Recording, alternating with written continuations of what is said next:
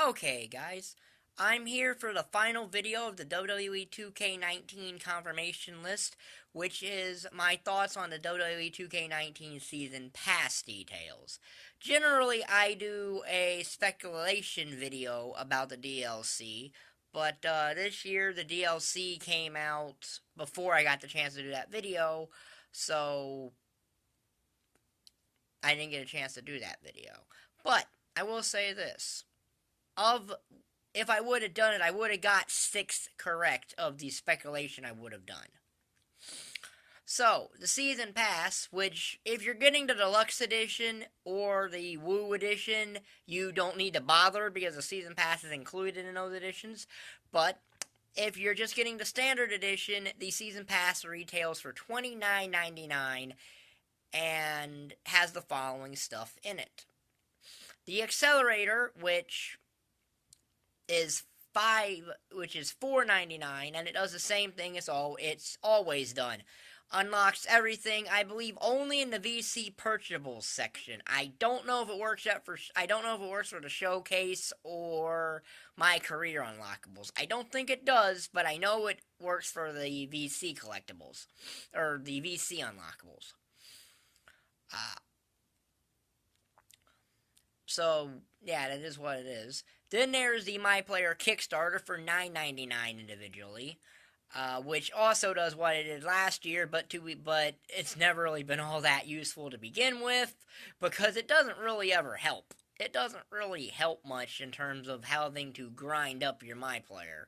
So it's never really helped much in the first place. It does unlock all the clothing options, I believe, in my career. I believe it does do that. Uh, then there is the new Moose Pack, which retails for $3.99 separately. It's what it's always been, a whole bunch of new moves that generally come from the independent scene of New Japan Pro Wrestling, and some superstar moves.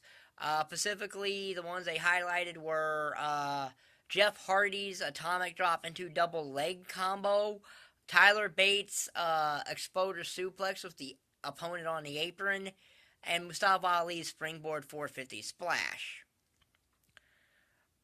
The thumbnail for this does show Buddy Murphy, but Buddy Murphy is not in the game. He's pretty much been confirmed not to be in the game. And then there's the 2 wrestler packs. The first one is the Titans pack, which retails by itself for $9.99. And it includes 4 superstars: Bobby Lashley, EC3, and the War Raiders. All of which I thought would be DLC in the first place. So, yeah. That's an interesting pack to me. But to me, and to a lot of people, the next pack, the Rising Stars pack, is probably the better pack of the 2. Because it has 7 superstars in it.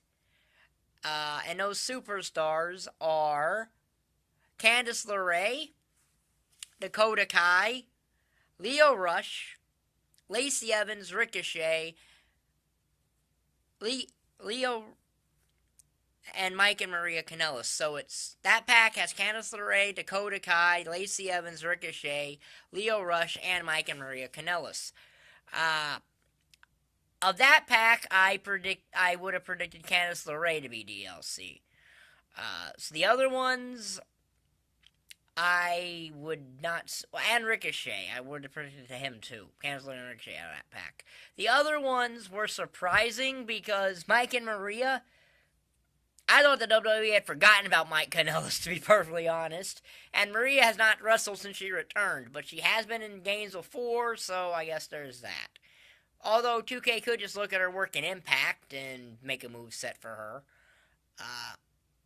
Dakota Kai and Lacey Evans, those are nice additions that I did not see coming for this game, but they're nice. I will say this: once all this DLC is released, the NXT Women's roster will be increased from 3 to 6. So, if you want a robust NXT Women's division, I would suggest, for the time being, make a ton of female creations and throw them into NXT for Universe, because if you do have the same 3, that the game is giving you, Bianca Belair, Kairi Sane, and Shayna Baszler, that'll get old. That'll get old really quick. I mean, you always could move Ember Moon, the Iconics, and the Riot Squad back to NXT and Universal if you wanted to. So you could do that, and that would at least give you Iconics. That would at least give you 6 extra women too there, so it would go up to 9 without having to make created women. You could do that. You also could move Absolution back there if you wanted to take you up to 11 women for the NXT Women's Division. Or, if you just want to keep them the same, you can do that, and I would suggest you do what I'm going to do and what I've always done.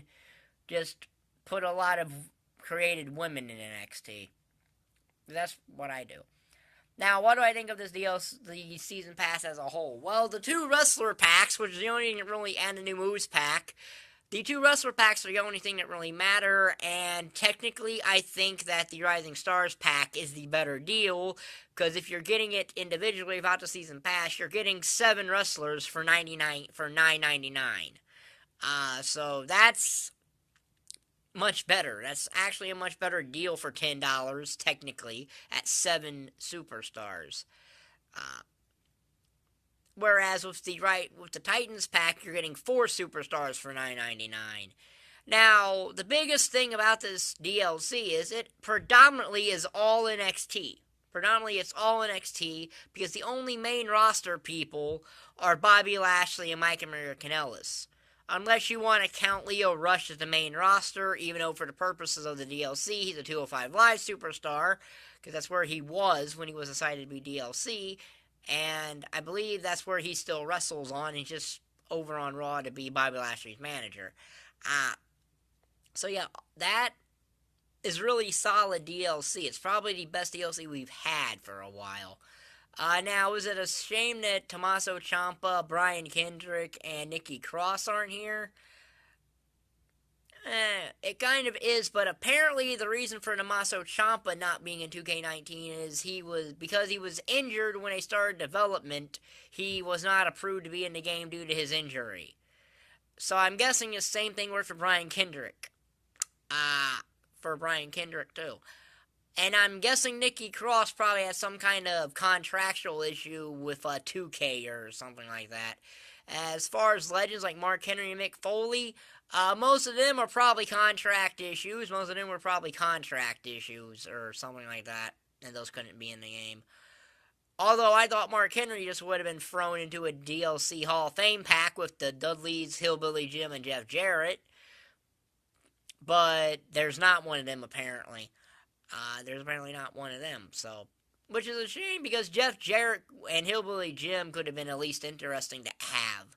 Because Hillbilly Jim's has not been in any WWE game since SmackDown Here Comes the Pain. So that would... And Jeff Jarrett hasn't been in a WWE game since, I believe, the WrestleMania 2000 for the N64. And he's never appeared in this series at all. Now, the Dudleys, Bubba has that thing where he definitely works for Ring of Honor, so that could have been a reason for that exclusion, but I don't know. So yeah, if you liked this video, like button down there, subscribe button down there, and thank you for watching. Bye.